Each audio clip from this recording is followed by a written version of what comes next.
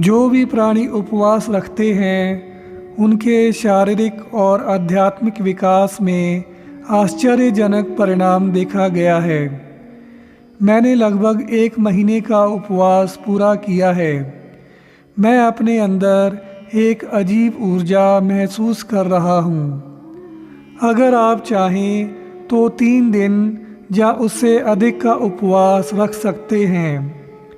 ऐसा करने से आपको अनुभव होगा कि आप भोजन खाए बिना भी रह सकते हैं। जब आपके वाहन में कुछ गड़बड़ हो जाती है तो आप उसे मरम्मत के लिए गैराज में भेज देते हैं, पर यह हमारा शरीर हमारे वाहन से भी अधिक जटिल है। ईश्वर चाहते हैं कि आप अपने शरीर को स्वस्थ रखें और साथ ही आप ईश्वर पर विश्वास रखें। यदि देखा जाए तो हमारे शरीर में जीवन शक्ति ही हमारे जीवन का स्रोत है। यह एक जीती जागती ऊर्जा है। यह जीवन शक्ति ही हमारे अंगों के निर्माण में सहायक होती है।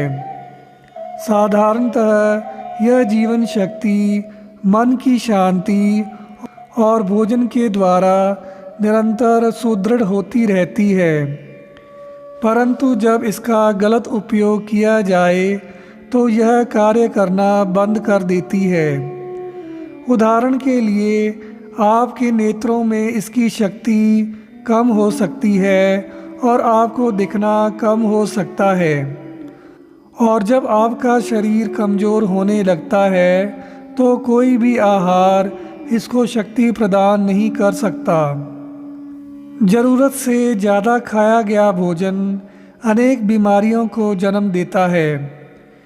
भोजन में नियमबद्ध निरंतरता भी, चाहे शरीर को वास्तव में भोजन की आवश्यकता हो या ना हो, शरीर के लिए अभिशाप है।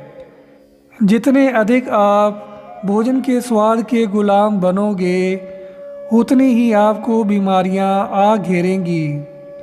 नियमित रूप से भोजन का आनंद लेना तो ठीक है, परंतु उसका दास बन जाना ठीक नहीं। आप ऐसा क्यों करते हैं कि प्रकृति आपको दंड दे? प्रकृति आपका कुछ बिगाड़ नहीं सकती यदि आप भोजन के गुलाम ना बने। आपको यह पता होना चाहिए कि जीवन शक्ति शरीर का पोषण करती है। कुछ लोग अपना सारा ध्यान स्वस्थ रहने में ही लगा देते हैं, परंतु हमारे जीवन का मुख्य उद्देश्य स्वस्थ रहना ही नहीं है। हमारे जीवन का मुख्य उद्देश्य ईश्वर को पाना है। ईश्वर की ओर जाने वाला उत्तम तरीका उपवास है। यह जीवन शक्ति को भोजन की गुलामी से मुक्त करता है और यह आपको अनुभव कराता है कि केवल ईश्वर ही आपके शरीर में वास्तविक रूप से जीवन का पोषण करते हैं।